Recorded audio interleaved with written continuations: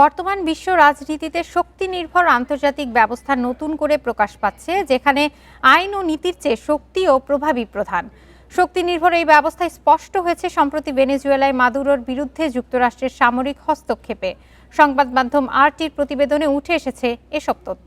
বর্তমান বৈশ্বিক বাস্তবতায় নতুন করে প্রকাশ পাচ্ছে শক্তি নির্ভর আন্তর্জাতিক ব্যবস্থা, যেখানে আন্তর্জাতিক আইন ও জাতিসংঘ সনদের পরিবর্তে সামরিক শক্তি, অর্থনৈতিক চাপ ও রাজনৈতিক আধিপত্য বিস্তার পাচ্ছে। এই ব্যবস্থায় যে রাষ্ট্র যত শক্তিশালী, তার সিদ্ধান্ত ও স্বার্থ তত বেশি গুরুত্ব পায়।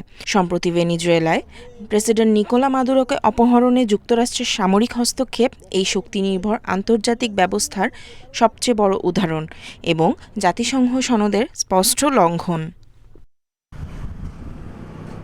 জাতিসংঘ সনদে বলা হয়েছে, কোনো দেশ অন্য দেশের সার্বভৌমত্ব ও অভ্যন্তরীণ বিষয়ে হস্তক্ষেপ করবে না, কিন্তু যুক্তরাষ্ট্র এই নীতির তোয়াক্কা করছে না।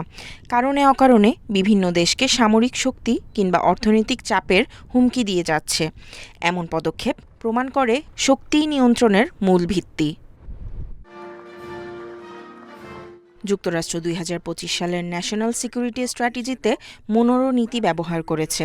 ট্রাম্প প্রশাসন বলছে, পশ্চিম গোলার্ধে কোনো বিদেশি শক্তি থাকতে পারবে না, যুক্তরাষ্ট্রই হবে একমাত্র নিয়ন্ত্রক। এই অবস্থান জাতিসংঘ সনদের সার্বভৌম সমতার নীতিকে অমান্য করছে। এই শক্তি নির্ভর কার্যক্রম অর্থনৈতিক ক্ষেত্রেও দেখা যাচ্ছে। ভেনেজুয়েলার তেল সম্পদের উপর নিয়ন্ত্রণ প্রতিষ্ঠা, আন্তর্জাতিক জলসীমায় জাহাজ তল্লাশি, আফ্রিকার গুরুত্বপূর্ণ খনিজ সম্পদে যুক্তরাষ্ট্রের আগ্রাসী বিনিয়োগ কৌশল এবং দেশে দেশে অস্বাভাবিক শুল্ক আরোপ প্রমাণ করে সম্পদ নিয়ন্ত্রণও এখন বল প্রয়োগের রাজনীতির অংশ।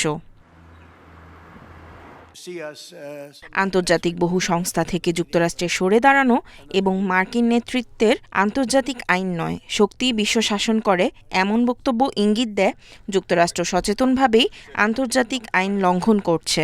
এতে আন্তর্জাতিক ব্যবস্থা আরও অস্থিতিশীল হচ্ছে এবং বিশ্ব রাজনীতি ক্রমেই সংঘাত ও অনিশ্চয়তার দিকে এগিয়ে যাচ্ছে। নিশাত সুলতানা মিম, ইন্ডিপেন্ডেন্ট নিউজ।